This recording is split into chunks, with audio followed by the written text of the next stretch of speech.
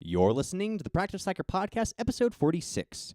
Today's podcast is brought to you by Audible.com. Get a free audiobook download and 30-day free trial at audibletrial.com/proactiveslacker. With over 150,000 titles to choose from for your iPhone, Android, Kindle, or MP3 player. Today's podcast is also brought to you by Patreon. To figure out how you can help infuse our podcast with your awesomeness, visit patreon.com/PSM.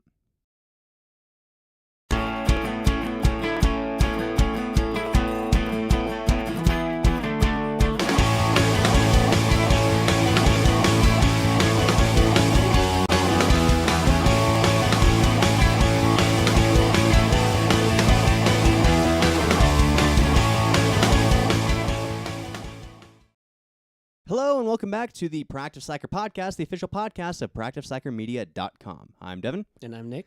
And Nick, how's your week been? It's been good. 2 weeks. We didn't have a podcast last week. That's true. Yeah. We did not. Yeah. Why was that again? Because we were editing a video. That's right. Specifically, you were editing a video. I totally forgot about that. I knew that we didn't have a Practice Slacker podcast last week. I just couldn't remember why. But that's a very good point. Yes. Part of it was scheduling. The other part of it was Devin was way too excited to be editing a video for the first time in a long time that he kind of got wrapped up into it. Well, to be fair, with the video podcast that we do, that's quite a bit of editing every week. But it's not fun editing. No. It's monotonous editing. It's very monotonous editing. It's scrubbing through an hour to an hour and a half of content, trying to find where we're talking about a specific subject so I could overlay a video or a photo. And let me tell you, I've shown a couple of my friends and family the Literal Hitler podcast we had a while back, where you added in the Hitler animations, and great, but finding those amid the timing is just awful. Yeah. So I think it was actually the last Practice Slacker podcast we did, where you got on me about some minute grammar issue, and so you blew it out of proportion. Yeah. I called you basically the Hitler of grammar Nazis. Yep. And so I kept referring to you as literal Hitler for the entirety of the podcast. Yeah. But in editing, I had to go through, because I figured, this will be funny for the video podcast if every time I said literal Hitler, there was the literal Hitler meme appears on screen. Yeah. And so I'm like, I'm going to do this. It was funny. I agree. It was. But that meant like 2 hours of scrubbing through the entire video trying to find every single mention of literal Hitler so I could throw a picture in there. You realize that for an hour podcast, spending 2 hours scrubbing through it, it would have been faster just to watch the whole thing. Yeah. And then you could have written down the times or something. But so that would have been smart, Nick. Whoa. And that's not something I'm known for. I suppose. So, well, no, I would consider myself intelligent, just lacking common sense. I feel like there's a defining feature there. There's a distinction between the two. I would say what you lack is not intelligence, but a logistical sense of planning. Yes. Completely. I either pre-plan way over the top or I don't plan at all. There's no middle ground for me. Yeah. You go into a level of minutia that's utterly ridiculous for simple things. And then just, I'm going to the store and you forget your wallet or whatever. Yeah. I forget things at your house all the time. Yeah, my house is your storage room. Yeah, that's a great way of describing that. So, again, going back to the whole not having a podcast last week, that was because we were working on basically our first creative shorts in over a year, at least. I think the last one we did was Split. Mm-hmm. So last summer, 2 summers ago. Yeah, so like a year and a half ago. Yep. Was the last time we did actual creative short, which did you know that's actually how Jan found out about us, I believe. Was by Split? Yeah. Wasn't it featured in a comment section of Film Riot? Not Film Riot, Indie Mogul. Okay. So basically, for those of you who don't know, we did a short film called Splits about a year and a half ago, which was a psychological thriller, I guess you could say. Yes. Basically, it was I had multiple personality disorder, although all my multiple personalities were personified by multiple copies of me.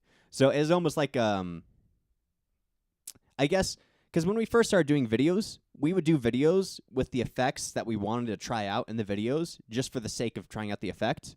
without Essentially. planning like a structure around it, right? Mm-hmm. And they're really bad because of that. And Split was kind of like the first time we were like, okay, we want to try a shot where there's multiple clones of the same person in real time interacting with each other, but we can't just do that. We need a reason why.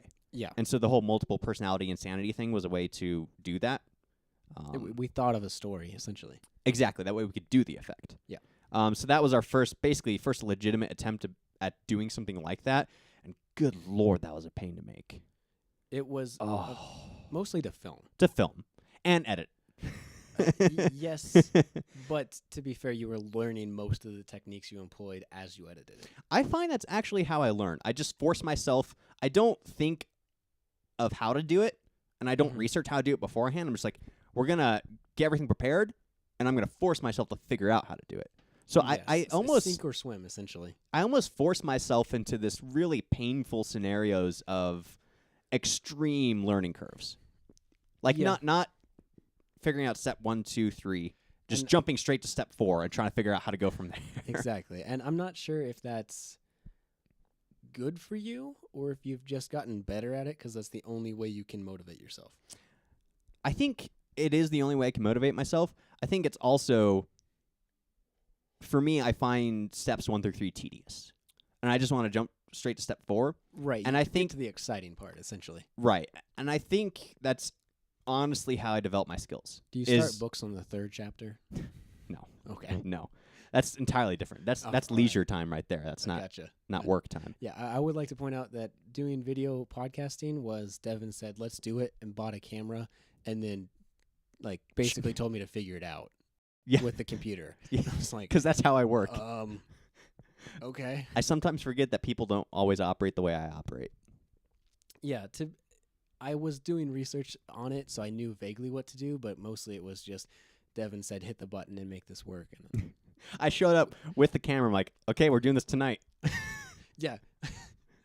Yeah. And then, you guys probably know the story of that first night of video podcasting. Yeah. So that's pretty much how I operate. And Split was a pain because there was like anywhere between 2 to 5 of me on screen at the same time interacting with each other. And so I'd have various layers of me and I'd have to mask around and like composite me into the same shot. And that was an utter pain. But that was the last creative short we did. If you haven't seen it, go check it out. It's not great by any stretch of the imagination, but I submitted it to Indie Mogul, which unfortunately has since shut down. I believe it was it was a basically DIY show on YouTube where they taught you how to do filmmaking and special effects and editing on a low budget, a lot like Film Riot, but more in like the DIY realm. And they had this thing called Mogul or Made, which you would submit your work to them, and they would feature it if they liked it. And so I submitted Split, and it got featured, which was awesome. And I think Split got over 1,000 views because of that. And Jan, I believe, was a subscriber. Jan, if you're listening to this, correct me if I'm wrong, but I believe he was a subscriber to Indie Mogul, saw the featured work that we did, followed that over to the Caffeinated Vlog channel that we uploaded that on, watched some of our work, and then presumably subscribed and watched a few videos, or at least watched enough videos to know that we were doing podcasting, and then follow us over to podcasting. So Jan is like one of our most dedicated hardcore fans there is. It's pretty amazing, but Split was awesome. Split was. At the time, I thought it was like amazing how it turned out. Looking back, I'm like, there's stuff I could have done better. But again, that's like learning curve. Yeah, I rewatched it recently. I thought the plot was interesting, but for a script, you just had bullet points. Yes. So as I was watching the thing, I noticed most was the dialogue was kind of choppy, and I think that's because we didn't script it at all. Yeah. Well, you just came over to my house with a camera and said, let's do this. Which is also how we ended up filming the creative short that we did last week. Yep, I feel like that's our process, is Devynn has some abstract idea, comes with a camera and says, let's make this real, and then we spend way too long figuring out how to do that. Yes, absolutely. That's entirely how we work. So it's worked pretty well so far. Because literally, that was a podcast, and I believe we were recording the Shorts and Series podcast that night, and we both had the entire day off, which is very rare. Yeah. And I was showering, getting ready to come over to your house, and in the shower I had an idea for a short. I'm like, oh, we got to film this. And so I texted you, like literally on my way to your house. I'm like, I have this idea for this short. Yeah. I show up to your house, and we start setting up, and I'm like, we're filming this now. It's going to be great. Pretty much. And if you guys are subscribed to our YouTube channel, youtube.com/proactiveslackers, go check it out. You will have seen it appear in your subscription box, presumably. That is how YouTube works. Yeah. If you're subscribed to a channel, it lets you know when that person releases videos. Imagine that technology, Nick. Weird. But it's called, I believe it's called Abrams Home Installations. You don't remember the title of the video you titled? It was all in the concept, not in the title. Okay. Was where most of my focus went into. All right. But the premise was Nick got a complete electrical overhaul on the lighting system and sound system of his house. So I show up, I ring the doorbell, it's the Inception sound, and then he shows me his lights, which J.J. Abrams came to his house and installed lens flares in all of his lights. Yes. So just like a pretty simple gag making fun of J.J. Abrams. But again, it was one of those things where... I mean, spoiler alert. Spoiler alert, in case you haven't seen it. That's what happens. Sorry. It's all right. The visual humor is what makes it so. Yeah. And again, it was one of those things where is testing the concept of an effect I wanted to try. Yes, you wanted to do lens flares, and so you thought, let's do all the lens flares Simultaneously. simultaneously. All the lens flares in the world compacted into one video. Exactly. And that was honestly pretty simple, just tedious to edit because I had to drag a bunch of lens flare assets. Right. And then just change the composite mode. So basically, simple version, layman's version, for those of you who aren't video editing aficionados, you drag the photo. Most of the time, it's a lens flare over top of a black surface. You drag that into your editing software, change the composite mode to screen, which then gets rid of all the black. So it's just the lens flare. And then I just overlaid a bunch of those. And then I found some videos because I tried it with just photos of lens flares, and it looked very static. And so, as photos do. Yes. So, and I didn't want to go through the process of like animating them to move across the screen. So I just found videos online, which internet's come a long way. So I remember years ago wanting to do something similar and trying to find lens flares, like lens flare assets of just moving lens flares. And I couldn't because it was all like they're in some kind of sci-fi assets package that you had to buy for like $60. Right. And of course, years ago, I was in high school. You know, I'm like, $60. That's a lot of money. A camera and an empty wallet. Yeah, exactly. And so I'm like, I'm not going to pay that kind of money, and I don't want to download illegal ones because I don't want a lawsuit or anything. And fortunately, internet's come leaps and bounds. All I did was this time I just went to YouTube, typed in lens flare into YouTube, and there's a bunch of videos where it said free lens flares. You know, just use it, whatever you want. It was a lot of, honestly, it was a lot of people that were just testing out their own ability to render a lens flare in After Effects. Like, okay, cool. And then they uploaded it to YouTube and like, hey, feel free to use this because I'm pretty proud of how this turned out. Right. So I just downloaded a few lens flare videos and then had those going across the screen, like sweeping back and forth. And that was just tedious to edit because I had to drag and drop a lot of lens flares. In all honesty, I had to actually reduce the amount of lens flares. Are you serious? Because I think with artists in particular, you can get too focused on the minutia. Sure. And so I just kept dragging, like, oh, this looks good. Ooh, we should add more. And then I, like, took a step back and gave it, like, a day break of editing. And just, you know, just because normally as any kind of creative person, it's a good idea before you finish a product, you step back for a day and then go back to it. And if you're still content with it, then it's good. If not, right. It's like, oh, I got too into this. I need to tone it down. I took like a day break, went back to it. I think that getting too into it is a problem more specific to you than artists in general. I think it's a large portion of creative types in general. Okay, maybe. But I took a day-long break, went back to it, and was watching it back. I'm like, you could even barely see us at all. Like, you could see a little bit of, like, the shadows under the eyebrows, and that was about it. Like, oh, this is too much. I deleted probably about half the lens flares I had in there. Wow. Yeah, it was a lot. But okay. So that's why it took you all night. Yes. But this is also the first video we did where we had like legitimate equipment. Because Split, we were recording the same camera we recorded Abrams Home Installations on. Yes. Before the autofocus broke, right? Yeah. Yeah. Yeah.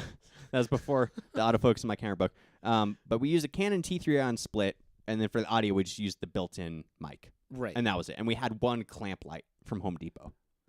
And that was it. 25-year-old clamp light as well. Really? Yeah. I mean, Which- my dad had that from his high school days. We used one light and one camera with the built-in mic, and that was pretty much what we did. So sound quality was pretty bad because we were recording it in my basement as well. It was very echoey. Very echoey, and it's an unfinished basement, so all the piping that's meant to be behind walls is just out. So Yes. like you can hear The pipes turning on and off, and Yeah. water running. Exactly. And this is, again, the first time we've had legitimate equipment. We have our studio lighting, which we are using right now. At this, As Devin points around behind the camera that they can't see. you can make, yeah, you can't really see them. You can see the No. reflections of them a little tiny bit in the whiteboard behind us. Yeah. But we have studio lighting, which is amazing. It is fantastic. And we It use, is white. It is. That's the thing that I noticed when I turn them on is it's white. yes, Like you don't realize how yellow normal house lights are until you experience actual white lights. yes, which I could go into the whole spectrum on the Kelvin scale I mean, yeah. for white balancing, but I'm not going to because I'm pretty sure most of our audience doesn't want to listen to me go into very detailed explanation about Probably. I could go into detail about the wavelengths of light frequency. that. We would So- lose our entire audience. We would just team up. I would talk about the Kelvin scale, you talk about wavelengths, and then All right. nobody would listen. That's not true. We'd have like one super hardcore lighting geek that would like listen. Big, oh yes, finally! I've waited so long. I've waited 46 episodes. They're finally no. But so we had our. Is that what lighting geeks sound like? I don't know. I came up with something off the top of my head. So that was the first thing we've ever done with like legitimate lighting. Yes, which made it a lot easier to set up shots Yes. and a lot more complicated to fit equipment into rooms. Yes. And then we also used the H6 audio recorder, Right. which we're using right now. Granted, we're using the mics plugged into the recorder. We use the actual built-in mic in the actual audio recorder, which is a lot better. Yes. Well, it's a directional mic designed for recording stuff in front of it from a distance, as opposed Yes. to these stick mics, which are designed to recording voice, 3 inches away. Right. So obviously the audio recorder itself, not good for podcasting. But for No. movies, really good. Yes. These, not good for movies. The stick mics, not good for movies. No. Unless you wanted to see like just the microphone like held in front of the actor for the whole movie. Just interview style. That would be interesting, I guess. I mean, I guess you can make it work if you came up with the context for there to be that in a movie. But it'd be a bad idea. But all that to say, the audio was great. The lighting was great. And it was also the first time we had 2 cameras to work with. Yes. So normally, there's the dialogue sequence between Nick and I in the lens flare short that we did. And normally what we'd have to do is record one side of our conversation, then move the camera, record the other side of the conversation, and then edit it together, which would be a pain. Yes. This time, we just set up a camera over each of our shoulders looking at the other person, and then just recorded both simultaneously. And, yeah, it was easy to edit. Easy to film, too. Oh, yeah. I'm now learning, though, the significance of, Clackboards. yes, slates. It's No, the, they're called clackboards. no, Nick, they're called slates. Trust me. I'm They're professional. boards that clack, though. They are. So- You call them snap boards. You call them clap boards. Right. You can call them whatever you want. I'm going to call them by their actual name, which is slates. Sure. And you've all seen them, especially like in the blooper scenes of movies, or like take whatever, doo-doo, clack. Yeah. I'm realizing the importance of those. The more professional we get, the more I'm realizing, ooh, we could probably use one of those because we're recording with a outside microphone, and then when we Right. have, especially the scene where it's you and I talking to each other, but they're using 2 different cameras Exactly. and external audio, it's like, oh, syncing this up is a pain. So we just clapped. We did synchronized audio, and then we clapped, which then allows you to line up everything. I'm not going to go too much into it, but I feel like you already have. I have. I'm trying not to go too much into it, but we need to get one of those. It'd make us look professional. Okay. Yeah. A clackboard is the sign of that you've arrived in the industry. If you have a I- clackboard, you are professional. I feel like there's a lot of people who have novelty clackboards and don't own a camera. I feel like that's probably true. Just like Yeah. film buffs who are more in like the critiquing film end instead of making film end. Or just people who have been to a Hollywood gift shop. Yeah. Yeah. It's just I don't get the point of I am not a pro gift shop person. Yeah, no, I'm not either. So It doesn't make sense to me. I don't like little knickknacks that I keep. I throw those away. yeah. So basically all that to say that's our new short. I was busy editing it last week, and so I didn't really have the time. Also, you got out of work at like 10, so we wouldn't be able to record until like 11:30 or midnight. It was a terrible night at work for me. We sell a lot of pizzas, heart-shaped pizzas on Valentine's Day, and so Thursday night was prep night. And so after we closed, I still had to make pizzas for an hour. Yeah, well, because and not like make a couple pizzas here and wait. It was making pizzas nonstop for an hour. Well, it sucked. That night I was worried too because I kept texting you like, "Hey, so I'm still working on the lens flare short. Mm-hmm. I'm not sure if I'll have time to podcast. I mean, we can, but it'd probably be very rushed and it wouldn't be that great because we want to provide you guys with good quality and content. And if we're both just burnt out because I'm editing and Nick's like dead from work, it would be like half an hour of us just complaining." And yeah, which would not be a good podcast. Although you might be used to it. Yeah, I mean that's what we do anyways. So definitely go check out the lens flare short if you haven't seen it. I'm pretty proud of how it turned out. Yeah, I love it. I hate how much it illustrates how bad at acting I am, but I love it nonetheless. Honestly, going through and editing it, I thought your performance was funnier than mine. Yeah, but from a technical acting standpoint, I feel like mine was not as good. Well, we weren't trying to be professional actors. We weren't See, like I was trying to win an Oscar or anything. I was. Really? Yeah. Okay. Well, never mind. I wanted to beat DiCaprio to it. Okay. Well, anyway, I almost said his name like old school Italian, like Leonardo. Leonardo DiCaprio. Yeah. I feel like that's how it should be pronounced everyone should pronounce it that way from here on out. It's official. Starting now, we have dubbed it so. So, do it. But anyway, so Nick, work. Yeah. Not that fun for you. No, work sucks, but it has not been fun for me either. All right. I have new complaints as well. Do you? Yeah. Aside from making pizzas, they're even bigger. But so this is the weekly let's complain about our job segment. I suppose I'll keep it short, but I could go on for hours about it. I'm so upset. And I don't get upset often. That's true. Normally, I'm the one who gets like really bitter about my job. Yeah. So I guess I'll start then. Okay. And then you can bring the bitterness level down a bit. You could temper it. Basically, let me just say it this way. Normally, I will have gone to bed about an hour ago. Sure. On nights we don't record a podcast. I normally try to get to bed pretty early because I now work almost all opening shifts. Yeah, makes sense. But I'm scheduled to get 43 hours this week. That's a lot. That is a lot. Which I'm okay with the overtime, but it's also just yeah. Because and you know, you might be listening like, "Oh, 43 hours doesn't sound like that much." It's not, but this is my second job, which I spend about like 20 to 25 hours on this job. So normally it's I get off of work, I get about 45 minutes of downtime, and then I go back to work on my laptop editing something. Yeah. Which that's a lot of work. So, you know, around 60 to 70 hours all counted up.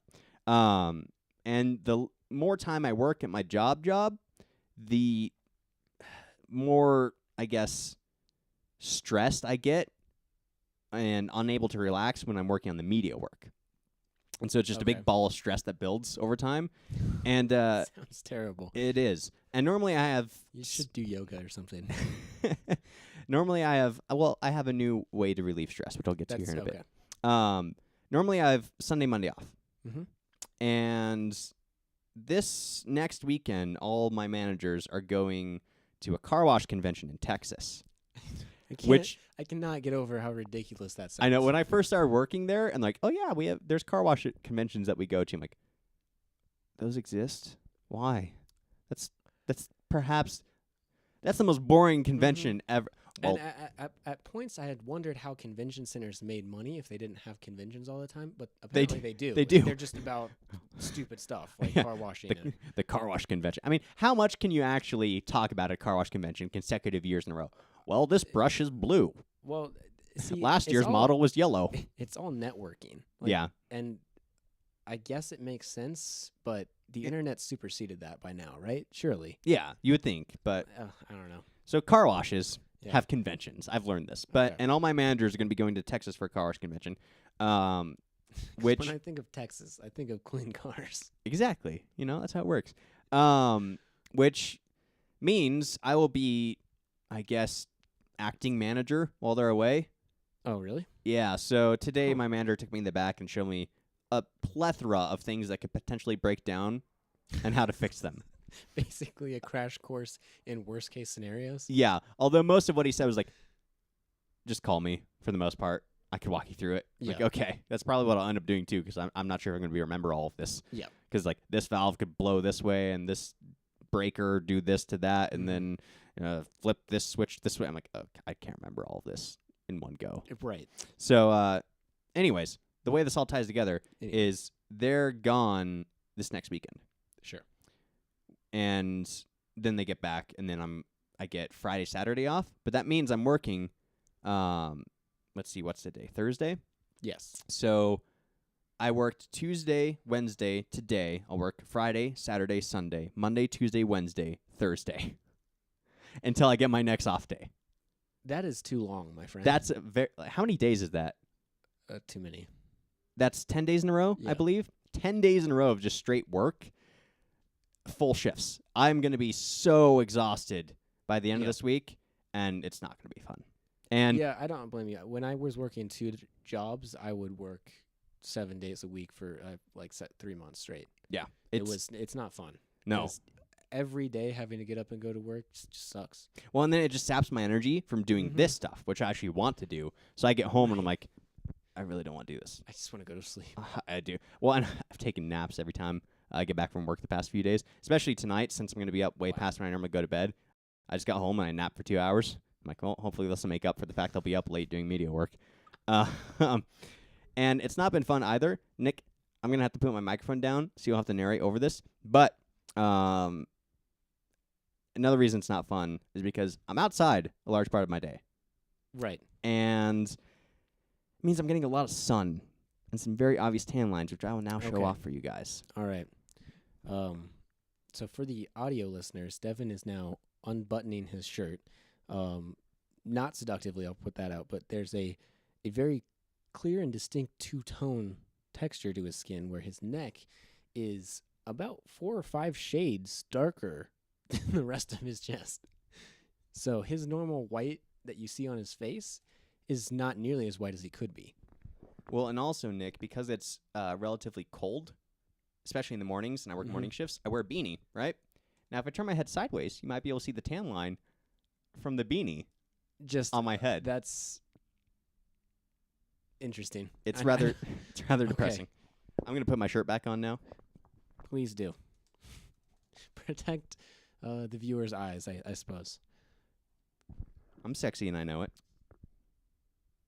Okay. So, I mean, I guess that's my biggest complaint is just that I'm super busy and I'm exhausted. And it eats away at my creative juices. I'm just like, I don't feel like doing anything media related, which sucks because that's like the stuff I want to be doing, but I just don't have the energy for it. And I've realized there's a few reasons why I've been feeling just like down when it comes to doing media work recently. That's being one of them. The other one is I've realized I've taken all my hobbies and professionalized them.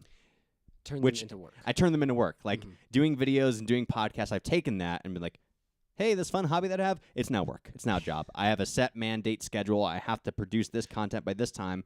I have to make the stuff I think that people want to hear, and I have to promote it in a way I think people want it promoted, and I have to provide the content I think people want. So now I have the set schedule. I have to produce this thing and edit it and get it up by a certain time so people don't get angry at me, and then I have to, I guess, brand it in a way I think people will be interested. So it's turned from a hobby into work, and I'm like, It's still fun work, but it's work. Exactly. And then it's adding an element of stress, I suppose. Yeah. So you just take things that you like doing and make them stressful and then continue doing them. Yeah, so my free time has vanished because my free time is morphed into work. So I can't relax anymore at all. It sucks. And so another thing too about that is I thought podcasting would be a good idea because it's a pretty open field. Sure. It's not as crowded as, say, YouTube. Now, I just want to say this. Mm-hmm. We've started our podcast over a year ago, Yes. doing podcasts.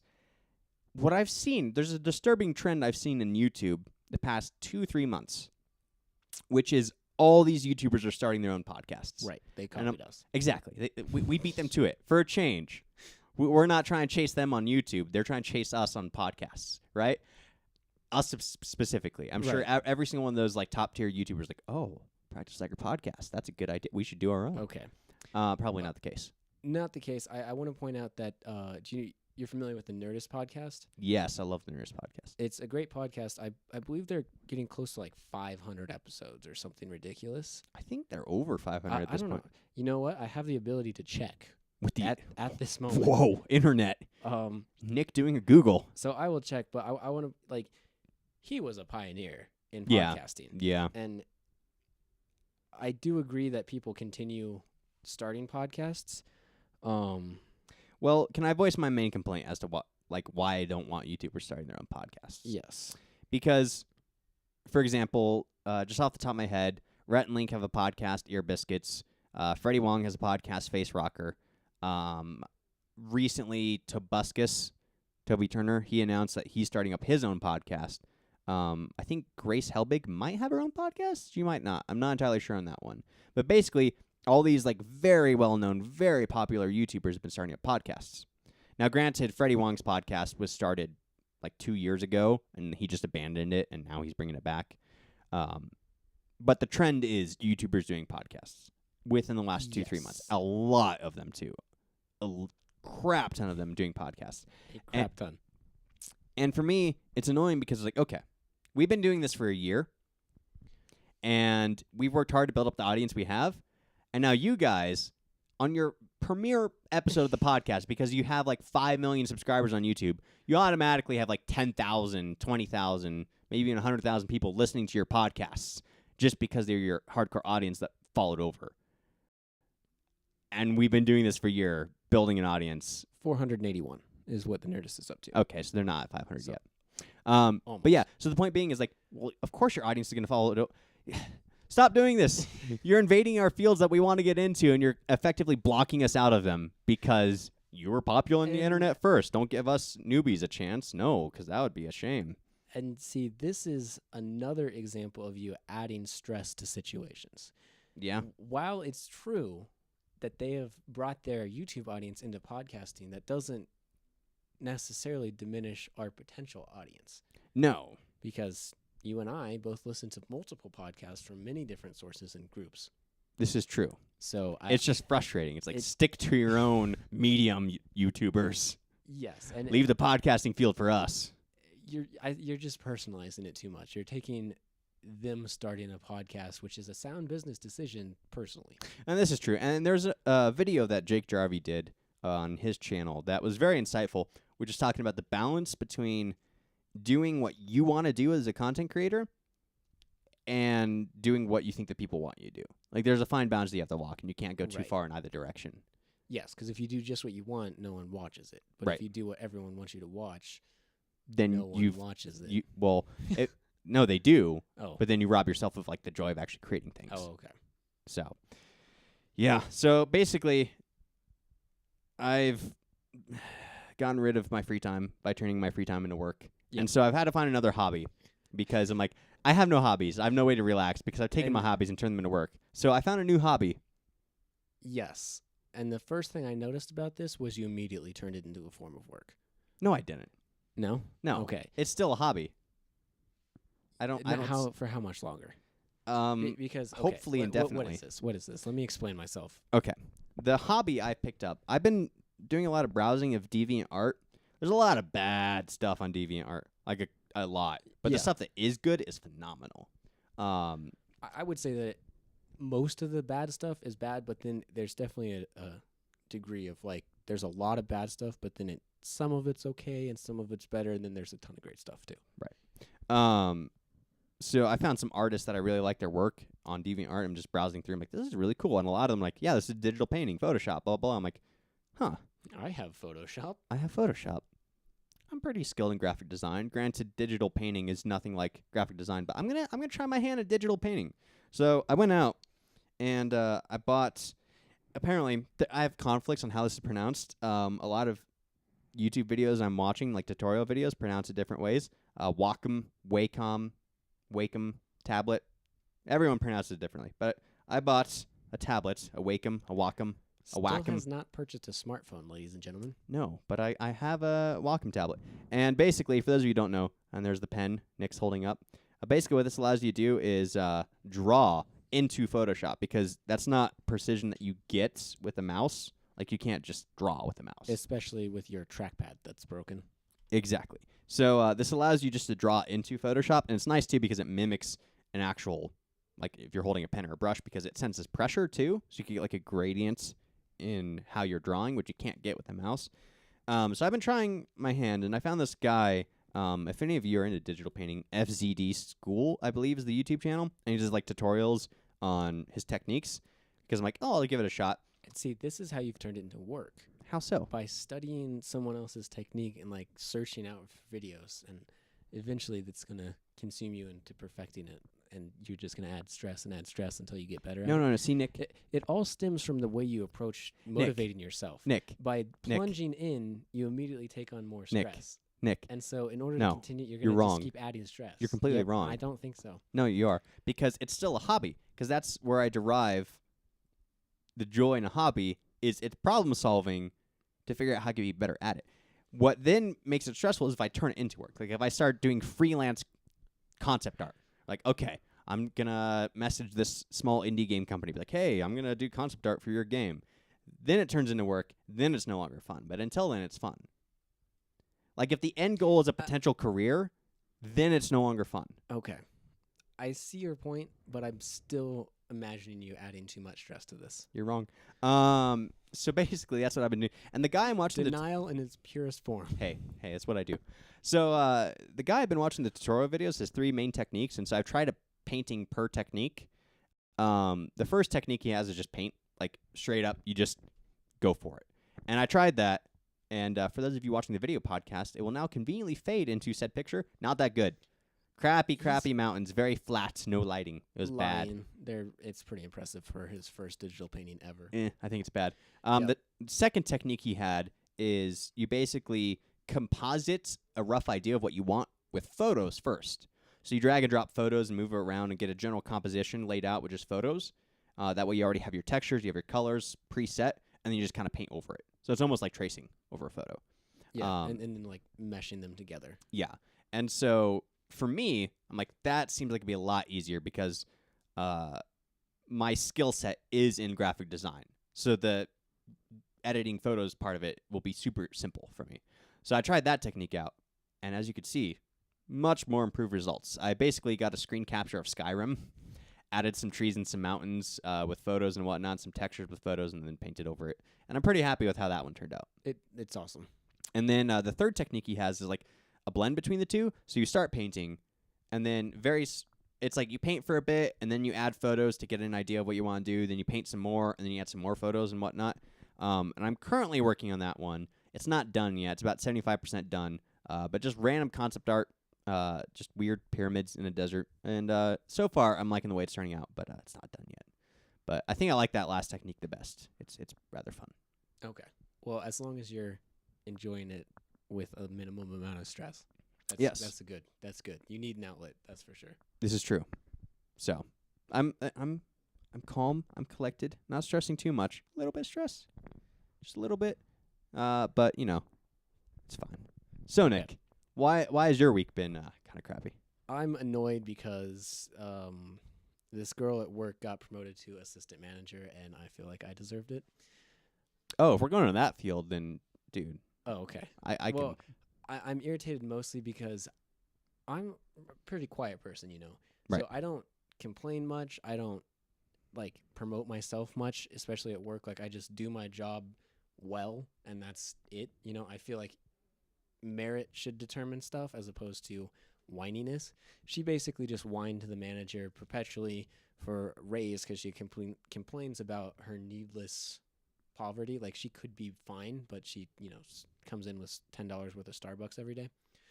And it's just irritating that whining got her results. Like, she whined so much that he actually asked the general manager for a raise for her, and he said, all right, I can only give her a raise if I also promote her, so I'll just do that. And then just did. And so now she's assistant manager, and she's definitely not the best pick for it. I can't tell you how much I agree with this sentiment. I was listening to a morning show on one of the radio stations I listen to, and they were talking about a study that came out that said extroverts get paid more than introverts. Yep. Simply because they're more outspoken about wanting a raise. Exactly. They're like, give me a raise. And then, so I thought to myself, okay, next time I'm opening with my manager and it's just the two of us in the entire store and, no one's there, I can comfortably ask for a raise because they just raised minimum wage. They didn't give anyone corresponding raises. So it's not like because I earned a raise earlier. Right. Then they raised minimum wage. And so my raise from earlier was basically discounted because the government gave everyone a raise. Yeah. And I was irritated that I didn't get a secondary raise to compensate for that.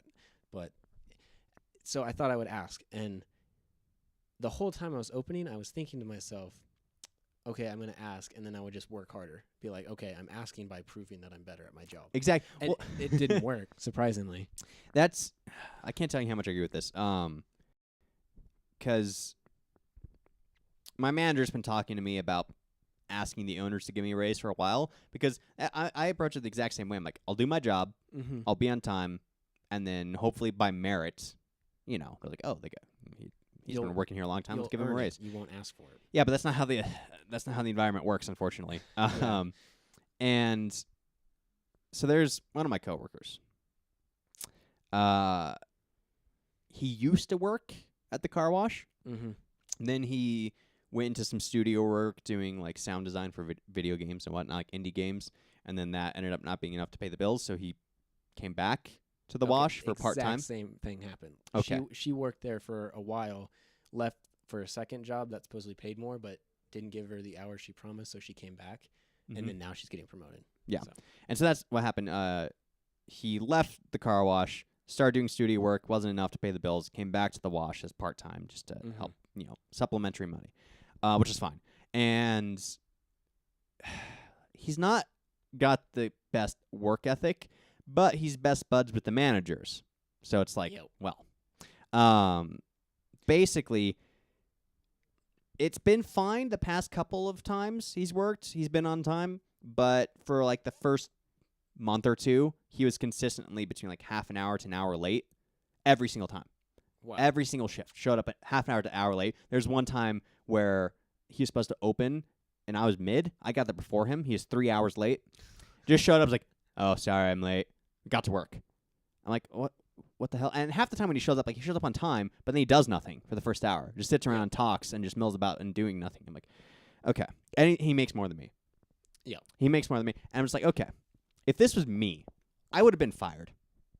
Like, if I was just showing up an hour late every single day, and then 3 hours late, and there's pressure, like, oh, sorry, I would have been out of there. I would have definitely been fired. Exactly. And it's like, okay, so because he's friends with the manager, and because he's worked there before, he gets preferential treatment, and he gets paid more? No. And he doesn't do nearly as much work as I do, and he gets paid more. Yeah. Surely that's worthy of me getting raised. I just don't. I don't know. But it's frustrating. Part of our personality, we'll never ask for it. Exactly. So we'll never get it unless we do. Well, and then I have another job that's popped up that I'm going to wait till after I go to Iceland because I don't know whether Iceland's going to provide a job or whatnot. But if let's assume Iceland's just a visit, doesn't end up turning into any kind of media work, I get back, this secondary job will pay $14 an hour. But it's a 45-minute commute, and I'll have to work 50 hours a week, which is a lot. So I'm going to go to the owners and be like, listen, this job is going to pay me a hell of a lot more than you're paying me. Either you don't have to pay me as much as this job because I'm willing to not accept as much money for not having to be inconvenienced to drive 45 minutes out of my way, but pay me a few more dollars an hour than what you're paying me now, or I'm leaving and going to this job. Yes. That'll be my confrontation makes perfect sense in your brain. You're not going to do that. No, it would definitely be like, it's one of those, I don't confront people unless it's like last case scenario. And that would be the last case scenario. Like, okay, I'm about to go to this job, but before I do, I'm offering you the opportunity to pay me more. I guess that's where we differ because I'm looking for another job, and if I find it, I'm just going to quit. Like I'm not gonna give. I'm just gonna leave. I'm just gonna put You're in not 2 gonna- weeks and okay. just leave. I'll put in 2 weeks. I'm not. Okay. I'm not a jerk, but I'm not gonna explain myself or demand a raise or I'm leaving. Yeah. That's still too much confrontation for me. Yeah. Well, especially in customer service, I'm customer service sucks because you have to put It up with does. customers, It and I does. feel like for an employer, it's very important that you make sure your employees get along. Because if you as an employee go to work, you have to put up with your employees and your customers all day. I would just quit. Like, I'm fortunate enough to get along with most of my coworkers. Yeah. If that wasn't the case, I would even call some of them my friends. Yeah, okay, like I like being around these people. Yeah. If that wasn't the case, like if it was a horrible work environment and I didn't like my coworkers, I would have Right. quit months ago.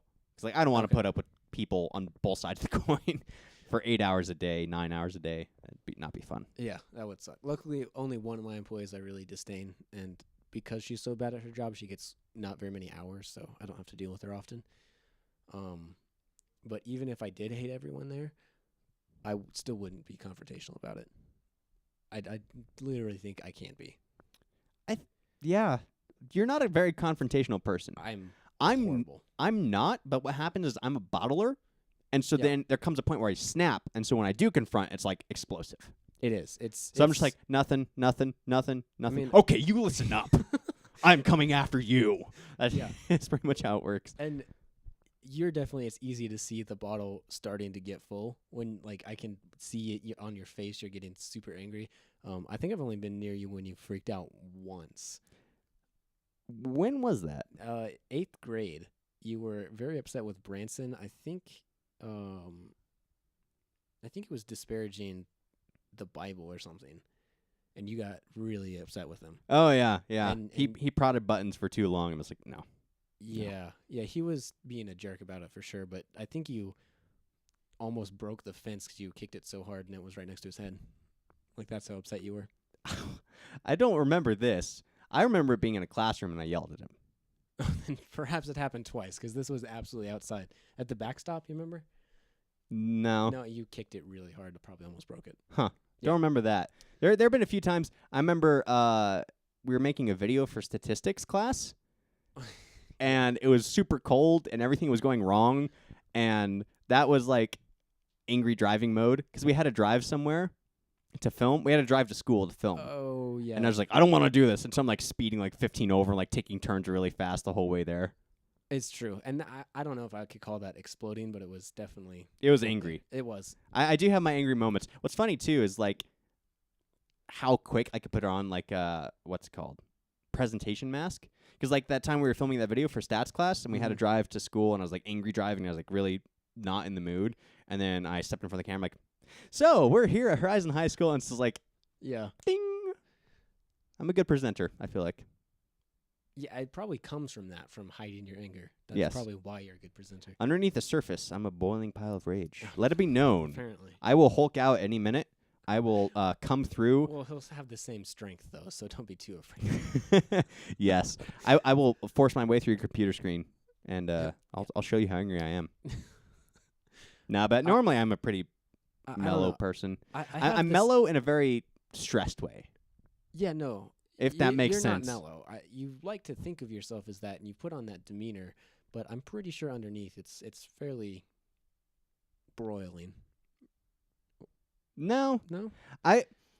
you make it seem like I'm a crazy, conflicted, angry person. Okay. No. I feel like it's for the most part you're good, but when you I would do get stressed, I feel like it gets bad fast. it does. But I feel like the embroiling you call it beneath the surface. I think a good way of putting it is tension. It's always some kind of tension. Normally, just scheduling and planning stuff. Tension. Like normally, it's like which we've established you're bad at. yes, because normally it's like me trying to plan things out. My problem is I try to think of every foreseeable outcome of something and Mhm. plan for it ahead of time, and then I stress myself out. Yeah. So I figure that's the kind of problem I run into.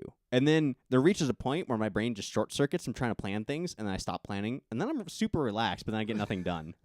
Right. It's like Okay. Well, default mode, rebooting. Oh, okay, cool. Let me just relax and do nothing. You definitely need the stress to function and motivate yourself, which I think is where you get too much of it from, is because you are trying to motivate yourself more and more. Yeah. I think that's it. I don't necessarily need the stress to function, so I think that's why I don't. What does it say about me? I need stress to function. How old am I going to live to be? Going to die at like 35. I'm going to start going gray in like 3 years. Oh, well, you're not going to reach your I lived in 3 centuries threshold then. Nope. Still want to, but probably not going to happen. Okay. Come on, modern medicine. Yeah.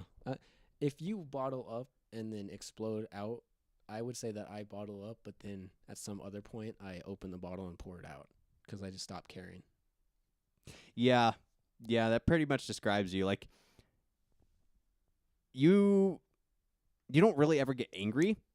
No. You just kind of get despondent, if that's the proper word. Like, Yeah. not even, like, somewhat despondent, but you're just like, I could see when you start getting angry, you get, like, a little bit angry, and they're like, nope. Yeah. So it's nice because, like, you don't ever get angry, but then you stop, like, being interested in anything. Like, you're like, okay, whatever, life. So, like, you never blow up, you just shut down. But not for that long. No, it's usually just for, like, a day or two. At No. max. At max. Okay. There are times where it's lasted 2 days. But for the most part, just, like, for a few hours, like, I'm not going to care about anything. I'm just done. Yeah. But, yeah. You just shut down. Okay. So, there we go. You've learned deep insights into the lives of Devin and Nick and how they handle anger and stress. I feel like our audience is a therapist that we're just sharing this all with, and we're just like, yeah. I suppose. I hope it's interesting. I hope so too, because I feel like this could be a very boring conversation.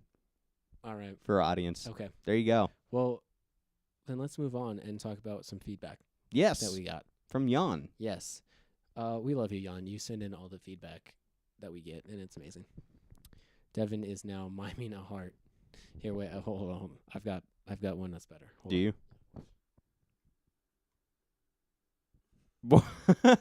Nick doing a double heart. Yeah. That was impressive. Thank you. Audio listeners are not going to know what you just did.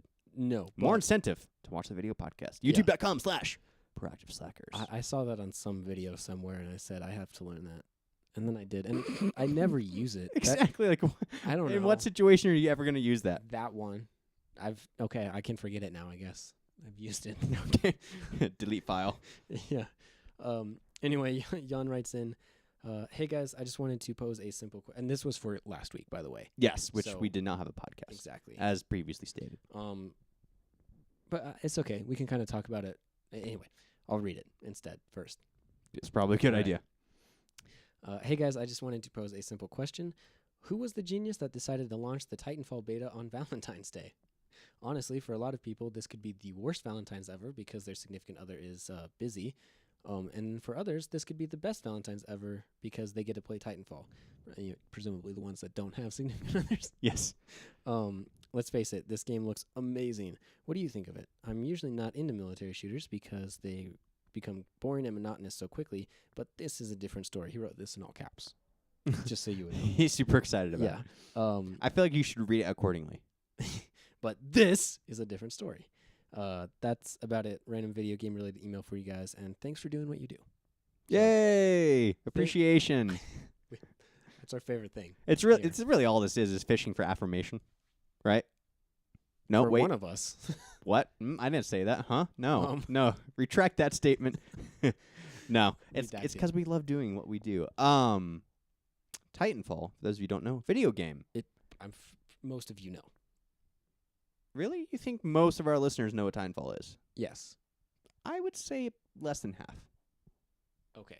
It's a video game about If we giant robots and fighting them with yourself and your giant robot.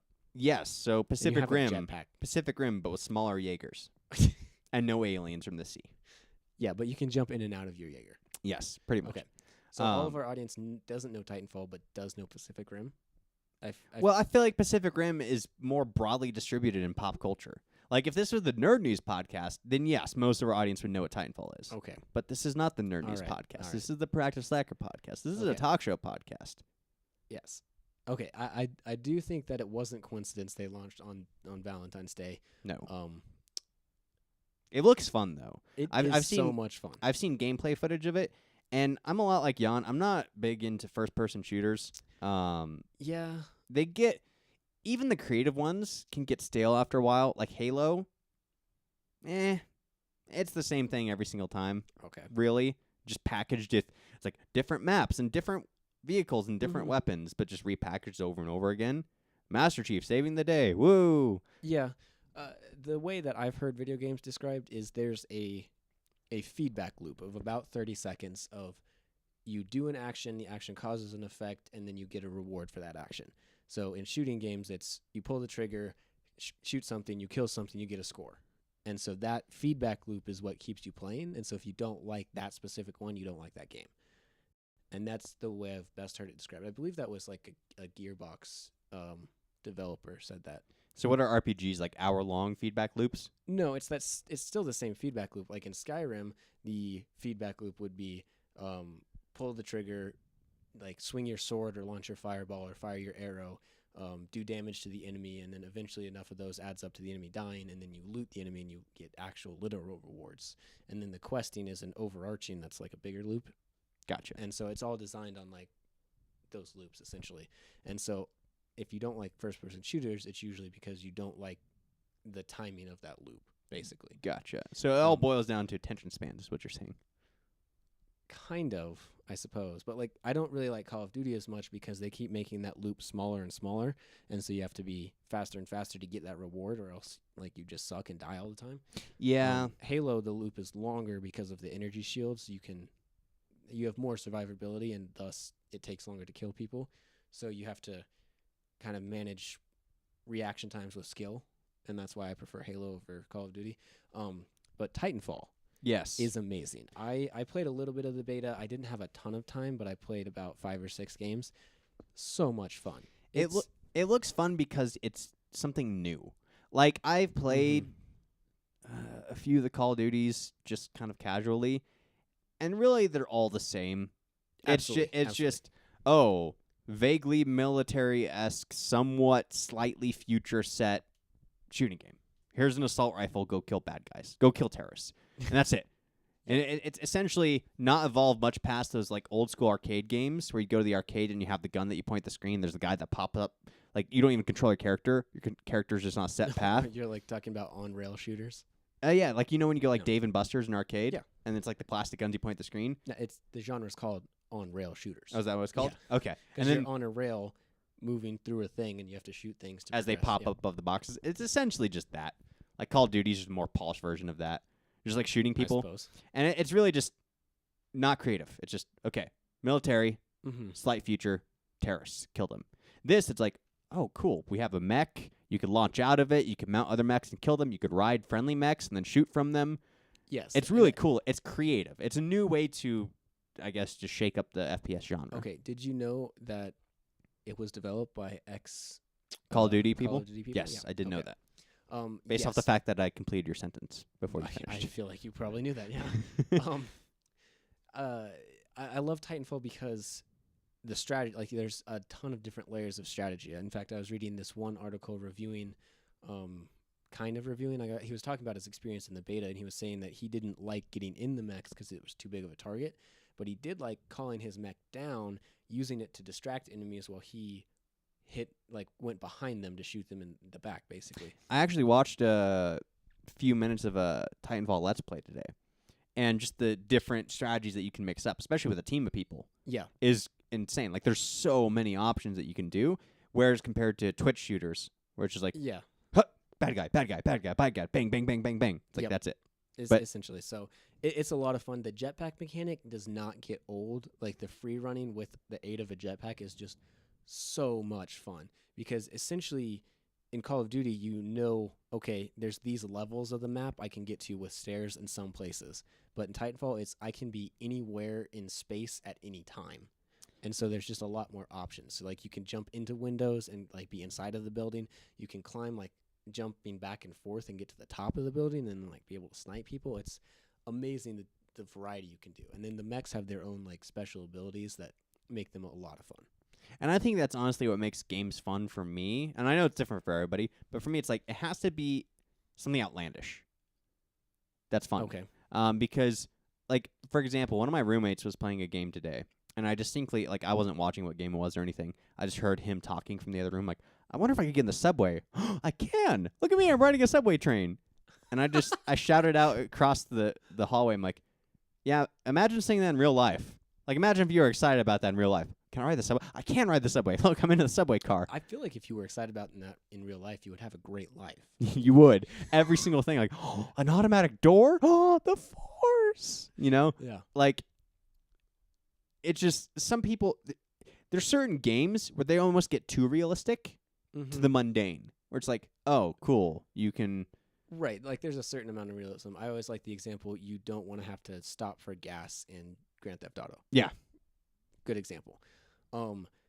Have you heard about, I wish I remember the title. There's a group that's producing basically a hyper-realistic RPG where it's as if you were an actual knight in the time period, and so there's no magic or anything, and it's all like very realistic. Like you're a noble knight, so you have an interesting life, but you're still having to follow the laws of reality. Essentially, it looks amazingly detailed, and I'm definitely interested, but I'm not sure because. And there's a fine line, especially in RPGs, between overly mundane and immersive. Yeah, like for Skyrim, there's mods that like they're survival mods where you have to keep in mind. love with them right now. Yeah, like you have to keep in mind your hunger levels, your thirst levels, exposure to the elements, all that kind of stuff. Otherwise, you'll die. Which for me sounds intriguing, but if it came down to like minute details of like, all right, mini game, time to open the tent and enter, and now you have to do the mini game where you open up the little sleeping bag and then you get in. Like that'd be too far, you know? Yeah. I definitely like watching the animations of my character just doing those things. Well, and then also, like, if it's minute details of, like, say you're doing a quest, but it's, like, a really realistic, boring quest. Like, okay, I need to negotiate a new tax level with this person for their imports because... Okay, well, now you're getting into bureaucracy, which is not really a factor. True. Like, the characters you're going to be playing as are not the ones dealing with that. Right. Unless you're paying, like, papers, please, I guess. All I'm saying is it comes down to the player. Yeah. And for me, there's like that fine line between being too realistic and mundane versus being too casual and not challenging. Yes. I basically, my excitement for this new game, I really wish I could remember the name of it. I think it has like Rose in the title, I want to say. I don't know. Saints Rose? The 6th? What? The 6th? They made 2 more that I wasn't aware of? Yeah. No, they just skipped it. Oh. I mean, I guess that would be like them. No, basically is the difficulty levels. Is there going to be an ultimate hardcore difficulty where you actually have to sword fight, and if you don't block it and you get hit in the leg, you're kind of okay, but if you get hit in the head, you're dead? Like, ooh. If there's that level of realism to the combat system, that's I'm going to be excited. Yeah. But basically, it comes down to how the combat system works. If it's realistic, I'll be excited about it.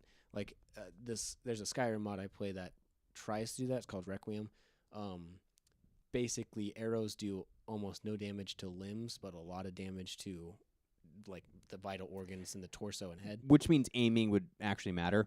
Because for those of you who haven't played Skyrim, it's like as long as you hit them, doesn't matter where, it'll do damage. The same set amount of damage. Yeah, or like Call of Duty, sometimes your legs will glitch through a barrier you're laying down next to, and then someone can shoot your legs that are outside of the barrier in the toe enough times to kill you. That's happened. Okay. And that's dumb. Yes. So, I don't know. I'm excited for essentially a super immersive experience. Yeah. And especially in a time where games are dumbing down and becoming more casual. Yeah. Immersion is kind of a vanishing commodity. Yeah. I love immersion, but I don't like harder difficulties. Like Dark Souls is approaching that line of just not fun. Giving the enemies too much health, you too little, and nothing to do about it. Like, well, and that's why I like games that have difficulty sliders, because you could set what difficulty you want, and then it appeases more people. Like, yes, but that's kind of the problem in my mind. Is the slider basically just affects your health versus the enemies, or in the case of Skyrim, where you can see the number of your health, it's the damage that the enemies do to your health. Right. So essentially, it's just messing with the health, which is what I don't really like. I like difficulty presented in the form of skill challenges, and that's where Dark Souls does it. Is you can block most things very effectively. So if you time your blocks correctly and then your attacks correctly, you can defeat anybody with pretty much ease. Gotcha. Skill. Yes, I prefer to develop skills as opposed to just reflexes. Yeah. So Yeah. Although a lot of people would argue with you saying reflexes are skills, but, we both know they're wrong. oh, do we? I would say it is a skill, but it's not. It's the same skill. Like, if you always press a button to block any blow from any direction, then that's not a skill. That's a reflex. Right. But if you have to directionalize and time it, then it's a skill. Fair enough. Okay. I guess one variable, not a skill. More than one, it is a skill. Okay. Is the mathematical definition I came to in my head just now. I like that classification. Okay. So thank you, Jan, for sending in your email. Yes, and I cannot wait till Titanfall comes out, and I'm play it all the time. Yes, you and Nick will have to team up online and play a game together. Okay. I'll be on PC. So. There you go. Just make sure you're playing PC. Set up a LAN party with Nick. He'll get you going. All right. I don't have a gaming PC, so I can't participate. Sure. I will watch Nick play and be like, yeah, go, woo. Okay. But that'll be the extent of my participation. So that being said, we're going a bit long, and I do have to be up in about 5.5 hours. Yes. So we should probably wrap up the podcast. That's a good idea. All right. So want to thank you guys for listening. And as always, we do this every week. Time for the social networking links. If you want to be like Jan and participate in the conversation, send us some feedback. Yes, our email is feedback@proactivesoccermedia.com. You can also call our Google Voice line and leave vocal feedback. We can play live on the podcast by leaving a voicemail message at 720-295-0885. Yes, you could also leave feedback in the YouTube comments.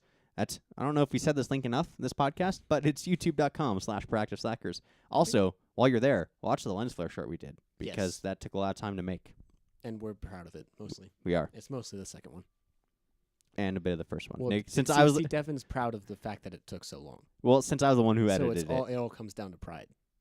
If you're you proud that you edited it, and part of the mark you spent time editing it is the fact that it took so long. That's fun to say.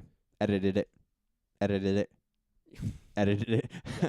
Also, before I completely derail into because essentially I took a nap before I podcasted, so I woke up and came here, and then I'm going back to bed. So I'm rather tired at the moment. So before I spiral down into a fatigue-induced babble nonsense session, amusing though it would be. Yes. Let's continue moving on. You can check out our website, proactivesoccermedia.com. If that does not work, please try proactivesoccermedia.squarespace.com. You can also check us out on Facebook, facebook.com/proactivesoccermedia, Twitter, twitter.com/psm_company, personal Twitters, twitter.com/ps. No, it's going to say the same thing again. I'm You're- at you're- ProSlackerNick. Your personal Twitter is the same as the company Twitter. No, You are it's the not. company. I am the company. You have achieved a singularity. I don't feel it. I feel like I should feel something when that happens. Yeah, probably. Okay. There's also twitter.com/Devynn_H. That's DEVYNN_H. You could also help support us via Patreon Patreon.com/PSM. or our Cafe Press store. cafepress.com/proactivesoccermedia. And I believe that's it. Yes. This podcast was brought to you by Audible. Yes. If you want a free audiobook download, that's free. That's $0. I like that. That is less than $1. And it's more than a -$1, but it's free. And you could get it. You have free audiobook download and 30-day free trial. Yes. Also free. That's a pretty good deal. Then you could head over to audibletrial.com/proactiveslackers, and you'll be set up with free audiobooks. Yeah. Because you can pick one from 150,000. Yes. That's a lot. You can ingest. You've got options. You've got a lot of options. You can ingest books with your ears. It's kind of amazing. Think about it. Technology. It's awesome. So go get that, and we will see you guys next week for another Practice Slacker podcast. We do the live streams Thursday nights. We usually post on our Facebook, and we upload them next day, Friday, and Shorts and Series podcast on Sunday night for the live stream and Monday for the posted final product. Yes. So we will see you then. Yes. All right. Later. Goodbye. Goodbye.